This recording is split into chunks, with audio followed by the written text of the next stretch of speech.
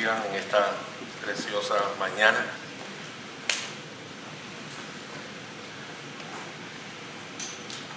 Hoy vamos a finalizar el mensaje de la semana pasada. Y para ello quiero pedirles que abran sus Biblias en Hebreos capítulo 2, versículos 5 al 18. La carta a los Hebreos capítulo 2, versículo 5 al 18. Mientras buscan en su Biblia, la semana pasada predicamos en el mismo capítulo, pero del versículo 1 al 4. Hoy vamos a continuar con el mensaje de la semana pasada, que se tituló de la misma manera: Jesucristo, el Supremo Salvador.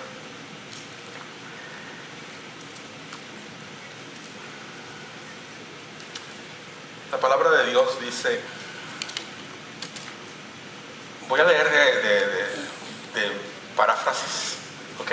Una paráfrasis quiere decir que ninguno de ustedes va a encontrar exactamente las palabras, pero es como la interpretación de lo que está en sus diferentes versiones. Empezando con el verso 5, dice: además, Dios no sometió al control de los ángeles el mundo venidero, del cual estamos hablando. Hay un lugar en la Escritura donde está escrito: Dios, ¿por qué te acuerdas de los seres humanos? ¿Por qué te preocupas por el Hijo del Hombre? ¿Es tan importante? Durante breve tiempo lo hiciste un poco menos que los ángeles. Tú lo coronaste de gloria y honor. Pusiste todo bajo su poder. Así que aquí todo significa que no hay nada que Él no gobierne. Sin embargo, no vemos todavía que esto se haya cumplido. Pero sí vemos que Jesús fue hecho durante breve tiempo un poco menor que los ángeles, y ahora ha sido coronado de gloria y honor porque sufrió y murió. Por el generoso amor que Dios tiene hacia nosotros, Jesús tuvo que sufrir la muerte para bien de todos. Dios hizo todo lo que existe para su propia honra y quería compartir su grandeza con muchos hijos. Así que era conveniente perfeccionar a Jesús por medio del sufrimiento, porque Él es quien los lleva a la salvación. Él es el autor de la salvación.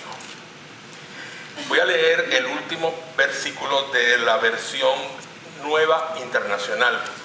En efecto, a fin de llevar a muchos hijos a la gloria, convenía que Dios, para que, y por medio de quien todo existe, perfeccionara mediante el sufrimiento al autor de la salvación de ellos. Y ahora me permiten, voy a leer de la Reina Valera 60, que sé que muchos la tienen también, porque convenía a aquel cuya causa son todas las cosas y por quien todas las cosas subsisten, que habiendo de llevar muchos hijos a la gloria, perfeccionase por aflicciones al autor de la salvación de ellos. Amados hermanos, la supremacía de Jesús es algo notable. Es algo notable. Y es notable no en congregaciones solamente cristianas, sino que en el mundo entero. Alrededor del globo es notable. En el universo es notable. Esta semana estuve leyendo un poquito del Corán. Y ustedes dirán: pastor, pero ¿por qué usted lee el libro de los islamistas? Porque es importante muchas veces ver qué posición tienen algunas religiones en relación a nuestro Salvador, en relación a nuestra doctrina. Y yo leí en el Corán que ellos creen que sí, Jesucristo era un hijo de Dios, pero a nivel de un gran profeta. Un profeta como nunca habría de venir otro profeta. Pero que Jesús no quedó muerto en la cruz. Mejor dicho, Jesús no fue a la cruz. Jesús no murió en la cruz. Otro murió en el lugar de Jesús. Es un poco absurdo, ¿no? Que tomaran que otro fue y murió en un lugar de la cruz. Hay unas sectas islámicas que dicen que El que estaba en la cruz era un ángel. ¿Ok? Entonces, nosotros sabemos que esto es absurdo y lo sabemos por la misma palabra de Dios, porque cuando Jesucristo aparece en el medio de sus discípulos después de su resurrección, todos pudieron ver las heridas en sus manos y la herida en su pecho. Pudieron ver las heridas en sus pies. Y hay algo interesante, hermanos, y se los voy a poner en su corazón. Cuando pasemos el río de la muerte, si es que algunos vamos a cruzarlo y Jesús no viene antes, o cuando ya estemos en la presencia del Señor Jesucristo, díganle al Señor Jesús: Señor, enséñame tus manos. Quiero ver tus heridas que yo causé por mi pecado. Porque Él todavía mantiene esas heridas.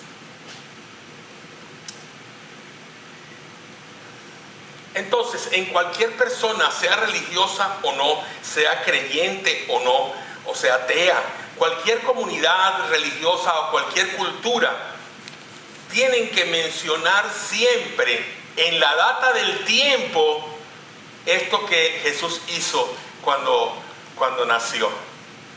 Jesús, cuando nació, dividió la historia en dos.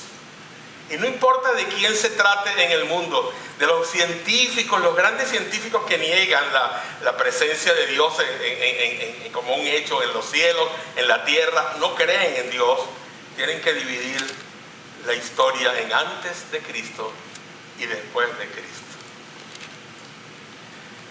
Veía en televisión esta semana también algo de la India y de los hindúes, y ellos mencionan en las historias, no creyendo en Jesús, tienen que mencionar en sus libros en la data del tiempo, antes o después de Jesús, y por lo general mencionan es después de Jesús, porque su religión hinduista se levantó mucho tiempo después de Jesucristo. Recuerda, iglesia, Él es el único que tiene, ¿qué cosa? Supremacía. Él es el único líder en la historia que tiene supremacía, porque hasta en la tumba tiene supremacía. Ningún otro líder religioso se levantó de su tumba. Jesús es supremo Salvador, porque Él es autor de la salvación, en primer lugar. Es supremo Salvador porque tiene todo el dominio del mundo y lo va a seguir teniendo. Es supremo Salvador porque con su muerte obtiene la victoria. Y es supremo Salvador al encarnar, porque al encarnar se identifica con su pueblo. Vamos al primer punto. Jesús es el autor de la salvación. Él es supremo Salvador porque es el autor de la salvación. ¿Por qué? ¿Por qué se le menciona como autor de la salvación? En primer lugar, cuando vamos a Hebreos, capítulo 2, versículos 5 al 10, dice: Dios no puso el mundo venidero del cual estamos hablando bajo la autoridad de los ángeles, como alguien testificó en cierto lugar, etcétera, que es el hombre, y entonces cita allí el Salmo. Pero fíjense, aquí el versículo 5 dice que el mundo no fue puesto bajo la autoridad de los ángeles. El plan de Dios es que la salvación no fuese proclamada por ángeles. Que la salvación no fuese proclamada por ángeles. Que la salvación, que el autor de la salvación fuese Jesús hecho hombre. Porque Jesús pudo haber sido el autor de la salvación como Dios sin haber sido hombre. Pero tuvo que ser hombre para poder identificarse con la humanidad, pasar por el sufrimiento tuyo y mío y llegar a ser el autor de la salvación. Ser autor muchas veces de un libro es simplemente el hecho de decir que Él lo escribió. Que Él escribió el libro. Eduardo Torres escribió un libro y es autor de ese libro. En el mismo momento en que yo empiezo a escribir, no soy autor hasta que no termino de hacerlo. Cuando el libro se publica, entonces el libro ya está listo para salir a la venta, el autor es conocido. La salvación de Jesús se consumó no en la cruz solamente, sino en su resurrección también. Ambas cosas tenían que suceder para que Él fuese el autor de la salvación. Los judíos sectarios que existían en el Nuevo Testamento creían también que los ángeles administraban el mundo. Creían que los ángeles tenían la administración del mundo. Esperaban que el Mesías, que el Salvador, que aquel guerrero que viniera para liberar al pueblo hebreo de todo, crearía un reino que estuviera sujeto a un arcángel. Pero el autor de Hebreos afirma que el mundo venidero, el reino de Cristo, no está subordinado a ángeles, sino a un hombre llamado Jesús. Está subordinado a un hombre llamado Jesús. Jesucristo, hombre. El mundo venidero ya estaba viniendo en el ministerio de Jesús. O sea, su reino era, pero todavía no. Su reino estaba, pero todavía no se había establecido totalmente. Y empieza a venir a nuestras vidas, entonces, ese reino, cuando la iglesia empieza en Pentecostés, el reino empieza a venir a nuestros corazones y a nuestras vidas. Cuando nosotros reconocemos al supremo autor de la salvación. Si tú tienes a Jesús en tu corazón, tú eres un ciudadano o una ciudadana del reino de los cielos. Y el reino no está establecido totalmente todavía, hermanos. Totalmente no está establecido en la tierra. Vendrá el momento cuando ya el reino se establezca totalmente y nosotros ya pasemos al proyecto de Dios de estar gobernando con Jesucristo ese mundo venidero. No lo gobernarán los ángeles. No estará bajo el dominio de los ángeles.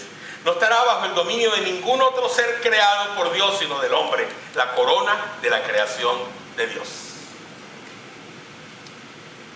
Dios puso a Cristo sobre toda creación.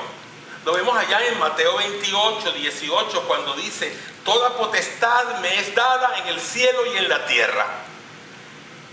O sea, Jesús testificó de que el poder de Él estaba dado tanto en los cielos como en la tierra, y era total, era global. Cristo, además de ser el Señor de toda la creación, es el Salvador, porque pagó el rescate por nosotros. Pagó el rescate por nosotros. Hebreos capítulo 2, 11 dice: porque el mismo origen tiene el que santifica y los que son santificados. Por eso no me avergüenza de llamarlos hermanos. Cuando dice: anunciaré tu nombre a mis hermanos y en medio de la congregación te alabaré. Y en otra parte: yo confiaré en él. Y una vez más, he aquí, estoy con los hijos que Dios me dio. Cristo murió por todos, pero su redención entonces es solamente efectiva en aquellos que aceptan ese hecho, la salvación de Jesús. Recuerden esto: los hijos de Abraham hoy somos nosotros por la fe. Los judíos son hijos de Abraham por la carne, por su descendencia. Pero nosotros somos los hijos de Abraham por la fe. Y eso es lo que el Señor nos dice. Vamos a buscar Gálatas capítulo 3, versículo 7. Gálatas 3, 7. Dice: sepan, por tanto, que los que son de la fe, son hijos de Abraham. Son hijos de Abraham. Hermanos, somos hijos de Abraham por la fe. ¿Pero por qué? ¿Cuál es la razón de que seamos hijos de Abraham por la fe? Porque Cristo Jesús expió, purgó, lavó, como le quieran decir, nuestros pecados con su propia sangre. Y si lo vamos a ver, un apoyo bíblico de esto está en Hebreos capítulo 4, más adelante, en el mismo libro de los Hebreos, en el versículo 15, dice: porque no tenemos un sumo sacerdote que no pueda compadecerse de nuestras debilidades, sino uno que fue tentado en todo de la misma manera que nosotros, aunque sin pecado. Jesús es supremo Salvador, porque Él es el autor de la salvación. No hay otro autor de la salvación. Es más, cuando usted toma un libro cualquiera, por allí a lo mejor puede ver la palabra coautores, y pone a otros autores del libro, otros nombres. A veces el libro ha sido escrito por varias personas, pero una persona lo edita y otras personas escriben en el libro. Son coautores. En la salvación no hay coautoría. La autoría es solamente de Jesús. No la hay. Y podemos decir que si pudiéramos decir que hay coautores, tendrían que ser solamente el Padre y el Espíritu Santo con Jesús. Porque es un solo Dios. Pero nos referimos al Hijo en este caso. Jesús es el supremo, tiene la supremacía porque es el autor de la salvación. Además, Jesús también es supremo porque Él dominará el mundo. Él dominará el mundo. Seguimos leyendo en el capítulo 2, versículo 5 al versículo 9. Dios puso el mundo venidero, del cual estamos hablando bajo la autoridad, no puso el mundo venidero, del que estamos hablando bajo la autoridad de los ángeles, como alguien testificó en cierto lugar. ¿Qué es el hombre para que te acuerdes de él? El Hijo del Hombre para que lo tengas en cuenta. Lo hiciste un poco menor que los ángeles, lo coronaste de gloria y de honra, y lo pusiste sobre las obras de tus manos. Todo lo sujetaste debajo de sus pies. Así que, si Dios puso todas las cosas debajo de sus pies, entonces no dejó nada que no esté sujeto a Él. Sin embargo, todavía no vemos que todas las cosas le estén sujetas. Lo que sí vemos es que Jesús, que fue hecho un poco menor que los ángeles, está coronado de gloria y de honra a causa de la muerte que sufrió. Dios, en su bondad, quiso que Jesús experimentara la muerte para el bien de todos. El mundo, volvemos a la creación, el mundo fue creado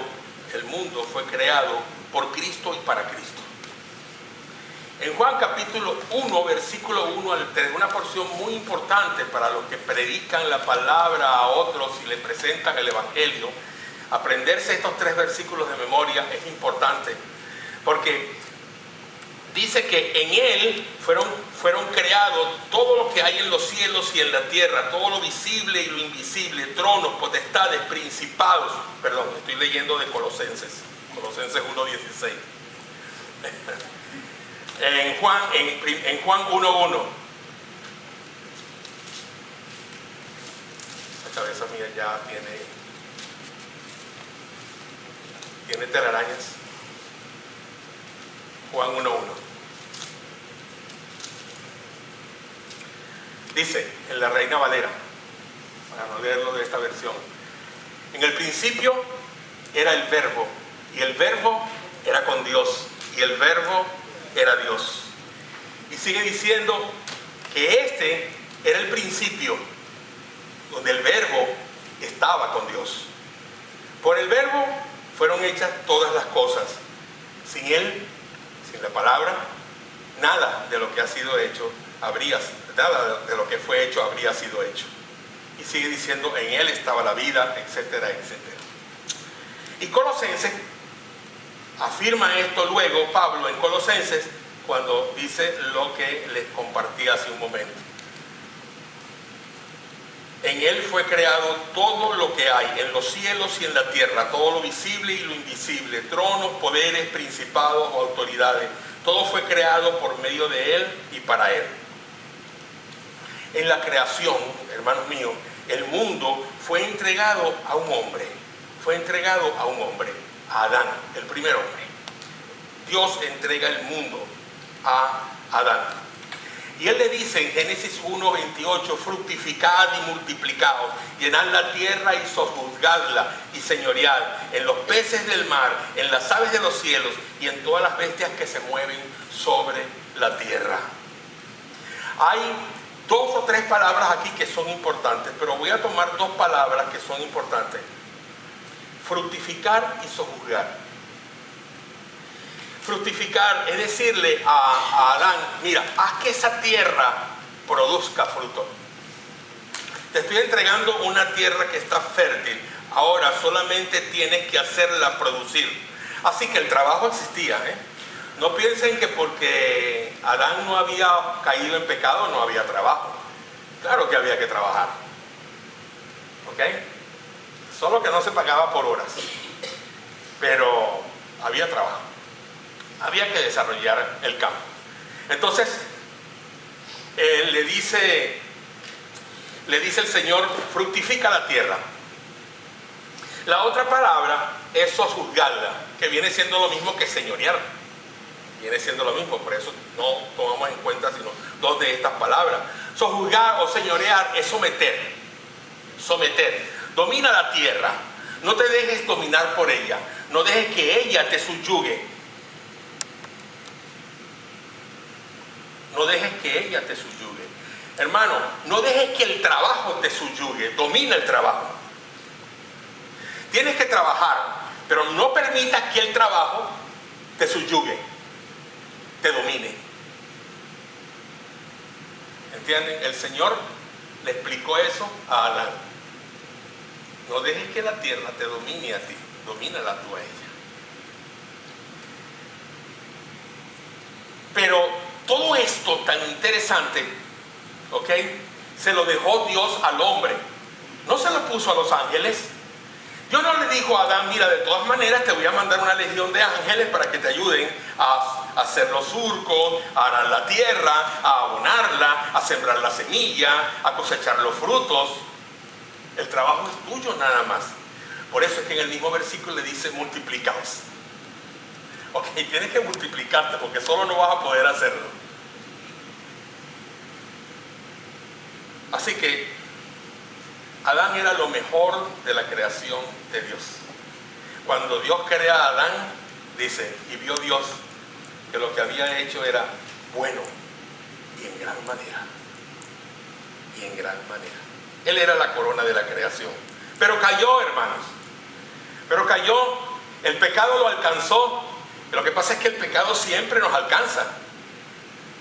Y con la caída del hombre se pierde la posición de señorío. Él cayó y su caída le trajo ese desastre.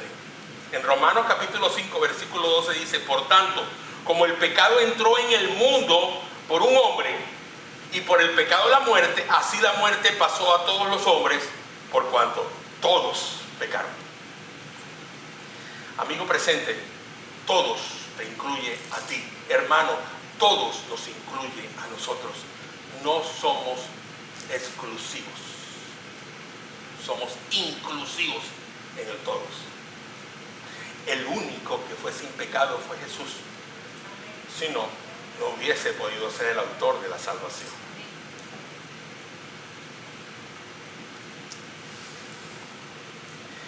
Este pasaje que acabo de leer en Romanos 5:12, por este pasaje sabemos que la entrada del pecado en el mundo fue por medio de Adán, el primer hombre. Él estropeó la imagen conforme a la cual Dios lo había creado, y de igual manera trastornó el dominio del hombre sobre la tierra, lo cual fue un hecho penoso y muy difícil.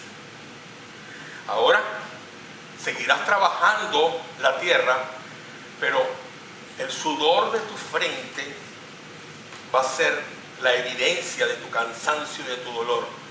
Y cuando metas la mano en la tierra, encontrarás espinos. Y tus manos van a romperse. Y no será fácil. Pero gloria a Dios que vino el postrer Adán. El postrer Adán redimiría los males causados por el fracaso del primero y sujetaría al mundo venidero acerca del cual nosotros estamos hablando, como dice en Hebreos capítulo 2, verso 5. O sea que el postrer Adán, el anterior Adán, no tenía apellido, Adán, el primer hombre cayó, y de su caída lo que quedó fue dolor, pena, vergüenza, pecado. Pero el Adán venidero, Jesús, se levanta, pero se levanta como hombre, un poco menor que los ángeles, para tener dominio luego sobre el mundo en el que estamos hoy.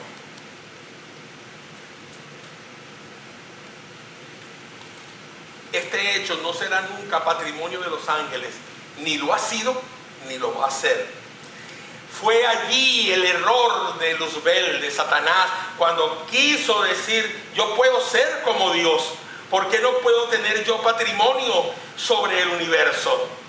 Y se levantó con su legión de ángeles, buscó el apoyo, y hoy está en las entrañas del abismo. Porque nadie puede superar a Jesús. Él es el supremo. Él tiene la supremacía, no los ángeles.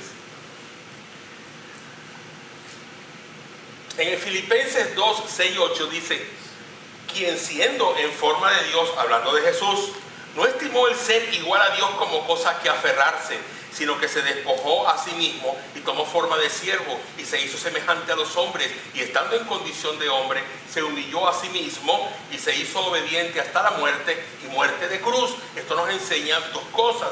Jesucristo, para poder, como les dije en el mensaje pasado, para poder vindicar al mundo, al hombre, para poderlo restablecer y no permitir que la ira de Dios cayera sobre nosotros, murió, vivió y murió como hombre.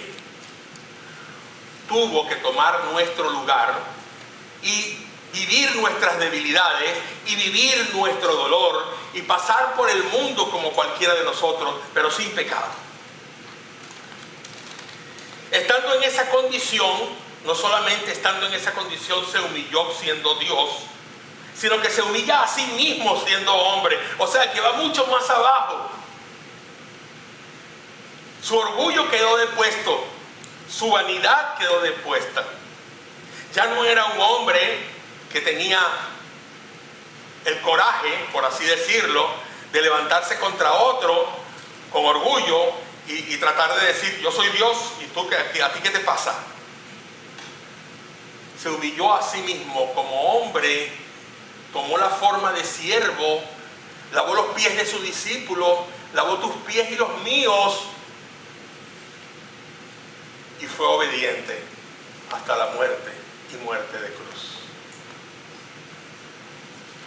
Jesús, entonces, hermanos, es supremo Salvador, es el supremo Salvador porque Él es el autor de la salvación, pero también dominará el mundo. Pero Él es supremo Salvador también, en tercer lugar, porque con su muerte obtuvo la victoria. Con su muerte obtuvo la victoria. Hay una leyenda nacida en el corazón de España que se llama el Mío Cid, o el Cid Campeador. Es una leyenda. Quieren sacarlo como una historia tal, pero realmente es una leyenda.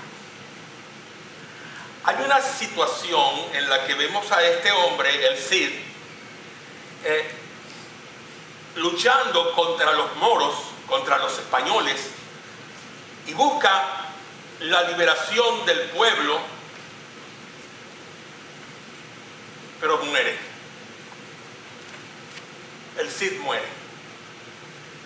Al morir él, los generales, los hombres de él dicen: estamos perdidos, sin la figura de nuestro capitán no podremos nosotros hacer absolutamente nada.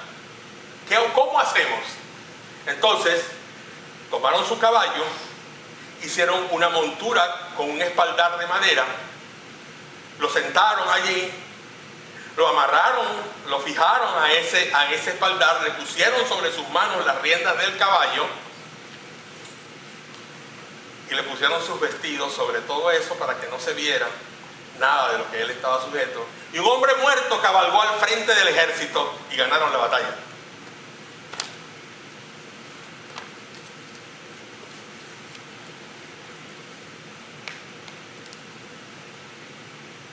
Quisieron hacer algo parecido a lo que fue Jesús. Quisieron tomar de la leyenda, para la leyenda del mío sí, de la realidad de Jesucristo, y poner a Jesucristo como una leyenda. Su muerte fue verdadera, ciertamente, pero hay algo importante en esto, que Él resucitó y el Cid siguió muerto. Siguió muerto. No importa a quién te quieras referir, todos aquellos que hoy tienen un ejército religioso detrás de ellos van sobre un caballo amarrados de una silla, porque solamente existen sus cadáveres. Pero Jesús reina. Jesús reina, y con su muerte y su resurrección obtuvo la victoria. Dios salva a los hombres por medio de esta muerte. Dios salva a los hombres porque por causa de quien existe la salvación, por el autor de la misma, por Jesús. Las debilidades y los sufrimientos humanos los vamos a tener constantemente, hermanos. No vamos a salir de ellos. Y no me refiero solamente a los problemas accidentales o los incidentales. Me estoy refiriendo a problemas espirituales y morales, que son los que más afectan nuestro corazón, porque nacen en nuestro mismo corazón. El pecado está aquí, hermanos míos. No lo tiene Satanás en su mano. Lo tenemos nosotros en nuestro corazón. Y cuando el pecado florece en nuestro corazón y pasa de ser una tentación a un hecho, Satanás entonces aprovecha el terreno abonado por nosotros para que nosotros vayamos un poco más allá. La realidad de todo esto es que Dios creó a Jesús con el propósito de aguijonear el pecado, de aguijonear la muerte. ¿Dónde está, oh muerte, tu aguijón? El pecado, de todas formas, está allí. No nos sintamos tan libres de él. No nos sintamos protegidos. A veces pensamos que ya soy un pecador salvo por Cristo, así que de todas formas voy a ir al cielo. Sí, es cierto, si eres salvo por Jesús, tu pecado ahora no va a interrumpir el camino que tienes al cielo, pero interrumpe muchas otras cosas que son muy importantes para cuando estés en el cielo. El pecado impide al hombre obtener la santidad. Impide al hombre obtener la santidad. Pero cuando tú perteneces a Jesús, Dios no permite que vayas mucho más allá. Porque el propósito de Dios para contigo es mantener el compañerismo con Él. Él quiere que el hombre salvo mantenga el compañerismo. El pecado interrumpe el compañerismo. Pone una barrera entre Dios y tú. Y Dios va a buscar que tú restablezcas esa comunión de alguna forma para que vuelvas a tener con Él el compañerismo que Él quiere tener contigo. Cuando leemos en Génesis vemos a un Dios creador, compañero de Adán. Cuando vemos la vida de David, vemos a un Dios compañero de David. Cuando nosotros leemos en la Biblia la vida de muchos líderes, vemos a un Dios compañero de esos líderes y esos líderes compañeros de Él. Moisés fue compañero de Dios, pero no obstante, tanto Moisés como David, como Jonás, como cualquier otro, cometieron fallas que podríamos decir fatales para el hombre, pero no para Dios. Dios siempre va a estar abriendo el camino para señalarte por dónde debes andar. No busques andar por tu propia senda, no busques andar bajo tus propios ojos. Abre siempre los ojos espirituales ante la palabra de Dios y con la oración, y camina en el sendero que Dios te indica. Jesús lo dijo: yo soy el camino. Así que acuérdate de esta ilustración. Puedes ver caminos muy llenos de flores, muy preciosos, pero que al final te conducen a un chiquero de puercos.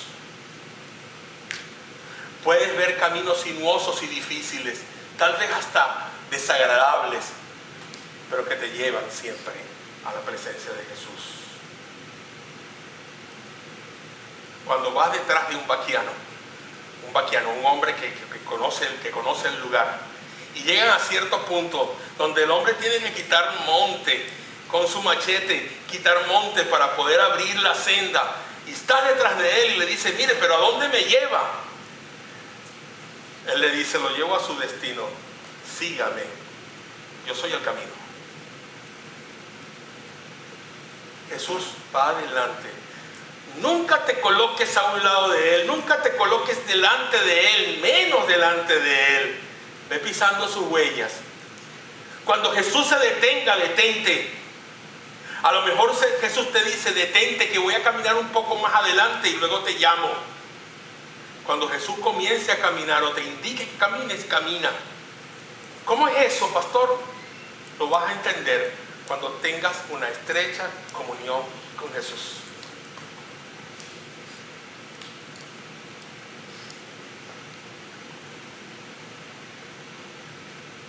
Y llegas a la presencia de Dios. Ya estás en la presencia de Dios, amén. Bueno, ahorita estás en la presencia de Dios, pero vamos a suponer que te moriste, amén.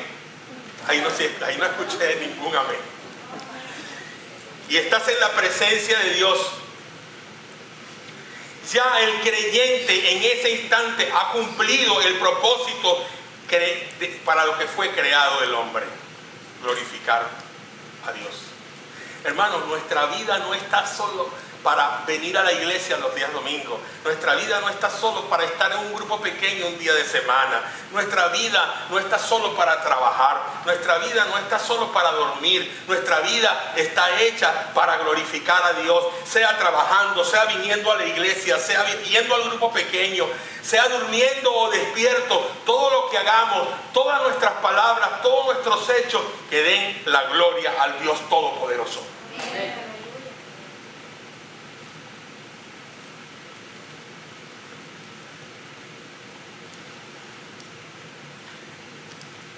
Una cosmovisión es la visión total de algo.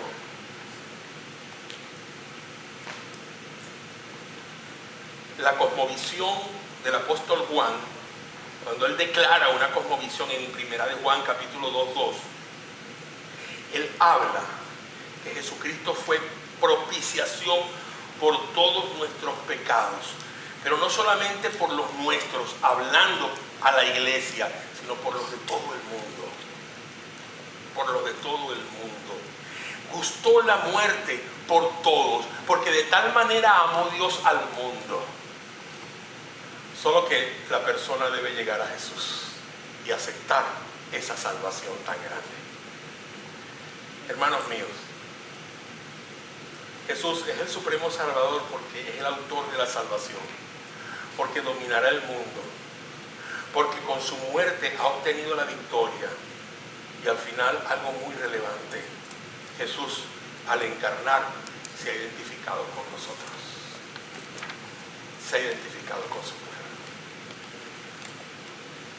Hebreos capítulo 2, versículo 10 al 18.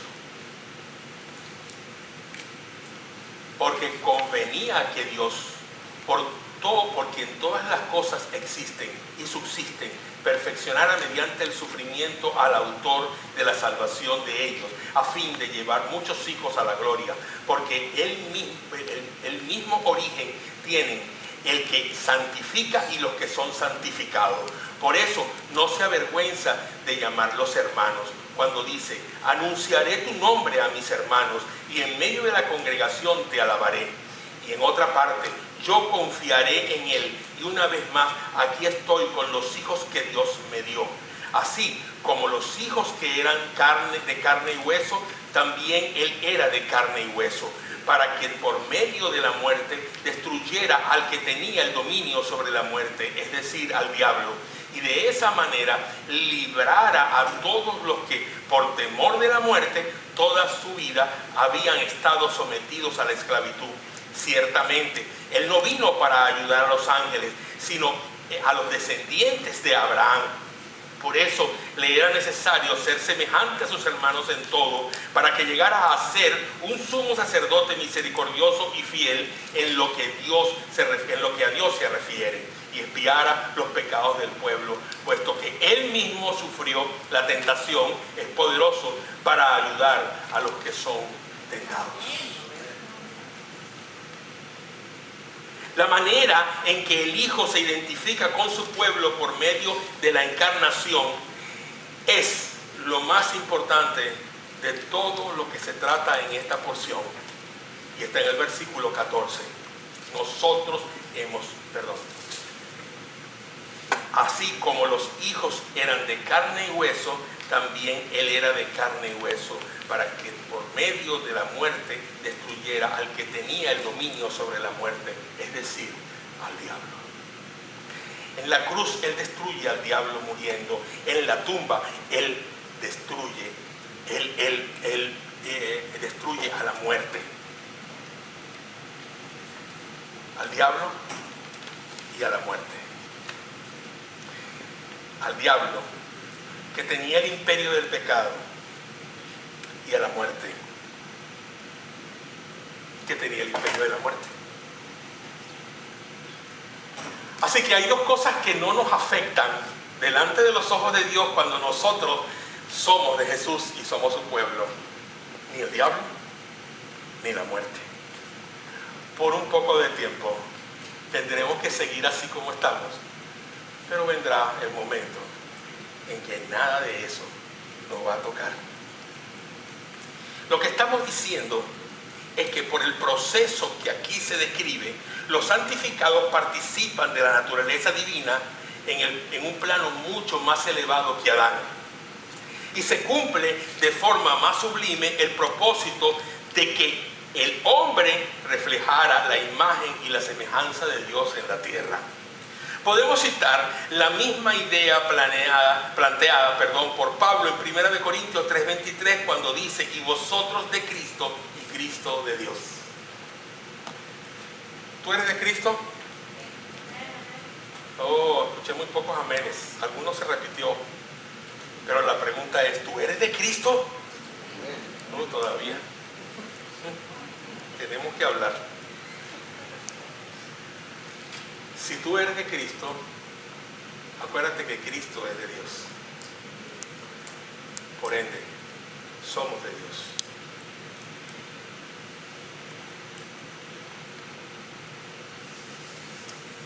Y vosotros de Cristo y Cristo de Dios. Y también lo dice Jesús mismo cuando declaró a sus discípulos, cuando oraba por ellos después de la última cena, en Juan capítulo 17, versículo 21 al 23, para que todos sean uno, oh Padre, en ti, en mí y yo en ti, para que ellos también sean uno. Para que todos sean uno, Padre, en mí y yo en ti.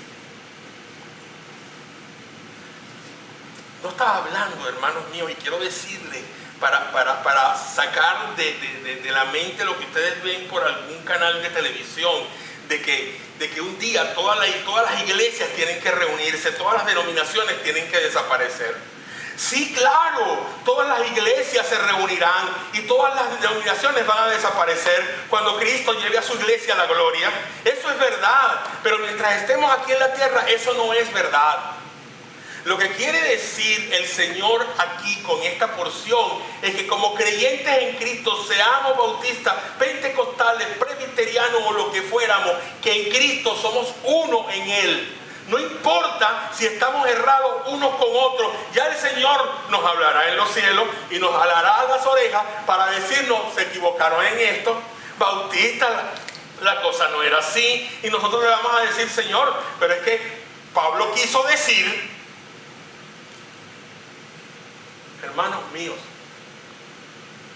en Jesús todos somos uno, como Él es uno en su Padre. Y Jesús busca esa unidad que va mucho más allá que doctrina, que prácticas, que edificios, que etiquetas. En mi frente soy bautista. Tenía un pastor que decía, a nosotros nos llenamos la boca, los bautistas nos llenamos la boca y decimos, soy bautista, porque tenemos la boca llena. No, hermanos, no, de ninguna manera. Hay por lo menos 7 razones, para terminar, 7 razones rápidamente para entender mejor el porqué de esta identidad con el Hijo y con el Padre. ¿Por qué Jesús tenía que ser completamente humano para ganar nuestra salvación? Primera, para ser nuestro representante y obedecer en nuestro lugar. Así como por la transgresión de uno solo vino la condenación a todos los hombres, de la misma manera, por la justicia de uno solo vino la justificación de vida a todos los hombres. Porque así como por la desobediencia de un solo hombre muchos fueron constituidos pecadores, así también por la obediencia de uno solo muchos son constituidos justos. Romanos 5, 18 al 19. Segundo, para ser semejante a nosotros y así morir en nuestro lugar y pagar nuestro castigo. Ciertamente, Él no vino para ayudar a los ángeles, sino a los descendientes de Abraham. Porque por eso le era necesario ser semejante a sus hermanos en todo, para que llegara a ser un sumo sacerdote misericordioso y fiel en lo que a Dios se refiere y expiara los pecados del pueblo. Hebreos 2, 16 al 17. Un ángel, como dije anteriormente, un ángel no podía bajo ninguna circunstancia, y mucho menos otro hombre naturalmente, llegar a ser crucificado por la humanidad. Un pecador no podía pagar el precio del pecado. En tercer lugar, para ser el único mediador entre Dios y los hombres, porque hay un solo Dios y un solo mediador entre Dios y los hombres, y es Jesucristo hombre. Primero de Timoteo 2:5. Y esto era, hermanos míos, a fin de cumplir con la función de mediador, Jesús tenía que ser completamente hombre, pero a la vez completamente Dios. En cuarto lugar, para cumplir el propósito original de Dios de que el hombre gobernara la creación. Como vimos en el propósito de Dios, al crear al hombre, Dios puso la humanidad sobre la tierra para que la tierra la dominara y puso todas las cosas bajo los pies de los hombres, pero y aunque lo sujetó todo bajo los pies, no está todo sujeto. Se nos escaparon muchas cosas. Entonces Jesús vino como hombre y fue capaz de obedecer a Dios, y de ese modo adquirió el derecho de sojuzgar, de someter, de dominar a la creación. En quinto lugar, para ser ejemplo y modelo en la vida, Juan nos dice: el que permanece en él debe vivir como él vivió. Primera de Juan, capítulo 2, versículo 6. ¡Wow! Esto sí es un reto, hermano. Cuando yo lo leo, es un reto para mí, vivir como Jesús vivió. Hay un canto que dice: vivir como Jesús vivió, amar como Jesús amó. Y sigue diciendo todas esas características de Jesús. Oh, eso es imposible. No puedo hacerlo mientras esté en este saco de huesos que me une al pecado. No, hermanos, no puedo hacerlo. Pero sí va a ser una posibilidad, va a ser un hecho, porque Cristo va a restaurarme de tal modo que yo pueda ser semejante a mi hermano mayor. A mi hermano mayor. Somos transformados a su semejanza, dice Pablo en 2 de Corintios 3:18. Somos transformados, hermanos, transformados, llevados a su semejanza. No es que lo haya alcanzado ya, pero sigo al supremo llamamiento, a la meta, allá, al objetivo que Dios me ha dado. Y ahí voy, trastabillando. Me salgo de aquí, voy para allá, no tengo equilibrio, pero Él me ayuda a tener el equilibrio para poder llegar a esa meta. Tengo que hacer el esfuerzo. Romanos me dice que yo tengo que ser transformado según la imagen de Jesús. Romanos 8:29. Iglesia, tenemos que considerar el ejemplo de Cristo, especialmente en el sufrimiento. Cristo sufrió por ustedes, dándoles ejemplo para que sigan sus pasos. Y eso no lo digo yo, lo dijo Pedro en su primera epístola, capítulo 2, versículo 21. Sexto, para ser el modelo de nuestros cuerpos redimidos. Pablo nos dice que cuando Jesús resucitó de entre los muertos, lo hizo con un cuerpo nuevo. Nosotros vamos a resucitar un día, hermanos, de esta corrupción de cuerpo y de pecado a un cuerpo de incorrupción. Tendremos un precioso cuerpo. Gracias a Dios que voy a salir de este. Gracias a Dios que voy a salir de este cuerpo y voy a tener un cuerpo nuevo. Un cuerpo nuevo. Este nuevo cuerpo de resurrección que Jesús tenía cuando se levantó de la tumba es el modelo que nos muestra cómo serán nuestros cuerpos, porque Cristo siempre ha sido las primicias. 1 Corintios 15:23. Y por último, para compadecerse como sumo sacerdote. El autor de Hebreos nos recuerda que por haber sufrido él mismo la tentación, puede socorrer a los que son tentados. Hebreos 2:18. Si Jesús no hubiera sido un hombre, no habría sido capaz de conocer por experiencia todo lo que nosotros pasamos, todas nuestras tentaciones, todas nuestras luchas. Pastor, pero Él no es Dios, Él no sabía que nosotros, sí, Él sabía que íbamos a vivir luchas. Él sabía todas las luchas, pero por experiencia misma no las había vivido. Tenía que encarnar como un hombre para poder vivir las experiencias de los hombres. Y así, en condición de hombre, compadecerse completamente de nosotros y tomar nuestro lugar en la cruz. Él no podía llegar a la cruz simplemente apareciendo. Él tuvo que nacer como tú y yo nacimos. Él tuvo que sacar su cabecita fuera del cuerpo de su madre y tomar aire y llorar y llorar. Y entonces tuvieron que darle a lo mejor una nalgadita para que llorara, porque estaba a lo mejor allí un poco atorado. Y lloraba a las 3 de la mañana y José se levantaba y se lo llevaba a María para que María le diera el pecho. Y así mismo a las 6 de la mañana. Y cada 3 horas, como se levanta tu bebé, como tú te levantabas cuando eras bebé, Jesús se levantaba todos los días a tomar la leche de su mamá. Y jugó y corrió y se llenó sus piecitos de polvo y creció en el barrio con sus amigos. Y jugó con sus amigos como juega cualquier otro. Y era un muchacho que lo picaron los zancudos, que agarró un sapo con la mano, que hizo cualquier cosa que pudo haber hecho un niño, hizo cualquier cosa que pudiste haber hecho tú. Él era 100% hombre, 100% hombre.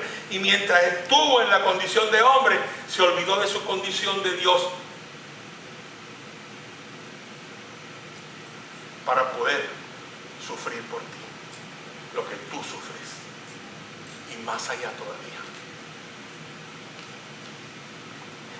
En el camino de la salvación debemos ser diligentes y tomar con mayor serenidad como lo vital de nuestra existencia, más que el vestido, más que la comida y más que las comodidades, estas verdades que hoy hemos escuchado.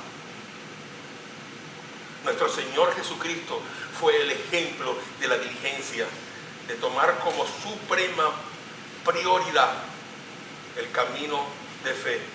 Él dijo: mi comida es que haga la voluntad del que me envió y acabe su obra.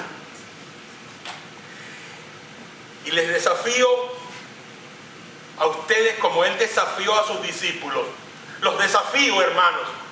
Quiero hacerles un desafío hoy a seguir el ejemplo de Jesús, a no seguir viviendo trivialmente y pensando que no podemos llegar a ser lo que Jesús fue aquí en la tierra. Él nos enseñó cómo vivir. Vivamos como Jesús vivió. Nuestra mente, nuestros pensamientos, nuestras ideas, nuestro carácter, nuestra condición debe estar por debajo de todo y de todos, y ser humildes. No porque soy y tengo un título, soy más. No porque tengo más dinero, soy más. Si soy de Cristo, soy menos para ser más. Soy menos para ser más. Hermanos míos, estamos viviendo niveles de corrupción a todo nivel, a todo nivel. Vivimos cerca de la pobreza extrema y la vemos. Vivimos la corrupción y la vemos. Vivimos la violencia, el materialismo, el desenfreno, la idolatría, el satanismo y otras cosas que están atacando nuestras familias, nuestros hijos en el colegio, nuestras universidades, nuestros trabajos, nuestras ciudades, nuestros países. Frente a todo esto es urgente que la iglesia de Jesucristo viva y anuncie el mensaje de la buena noticia de las bendiciones del reino de Dios. El nuevo orden que ha traído Jesucristo, que se caracteriza por la paz, por la felicidad verdadera, por la misericordia, por la santidad. Iglesia, ya es tiempo, hay que despertar, hay que despertar. A la altura en que nos encontramos la congregación hispana de Brujil, a la altura de estos años, ya nosotros tenemos que experimentar cambios de progreso. Ya nosotros tenemos que ir camino a ser la iglesia que Jesucristo quiere que seamos.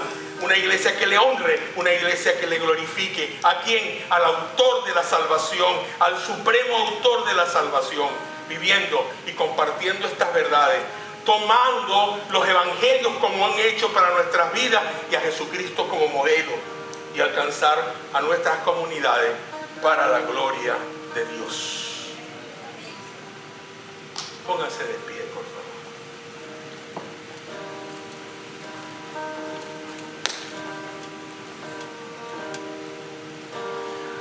La vida tiene un valor.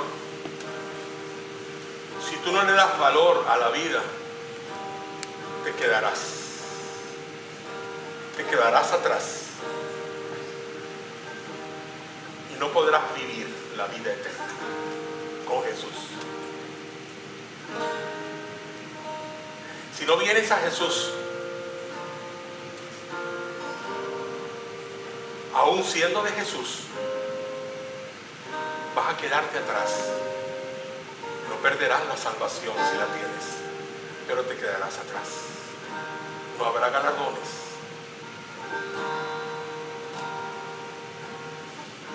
Vivamos la vida que Jesús pagó en la cruz del Calvario por nosotros. Vivamos la vida que Jesús ganó levantándose de entre los muertos. Amén. Amigo presente, te invito a que vivas esa vida. A que vivas esa vida. A que te unas al equipo. Señor, muchas gracias por tu amor, por tu paz, por tu misericordia. Gracias por darnos un Salvador tan grande y tan supremo. Gracias por darnos una salvación tan grande que tenemos que cuidar, restituir en cada momento, para entregártela a ti al final, como tú nos las entregaste a nosotros, con el valor de su supremo autor. En el nombre de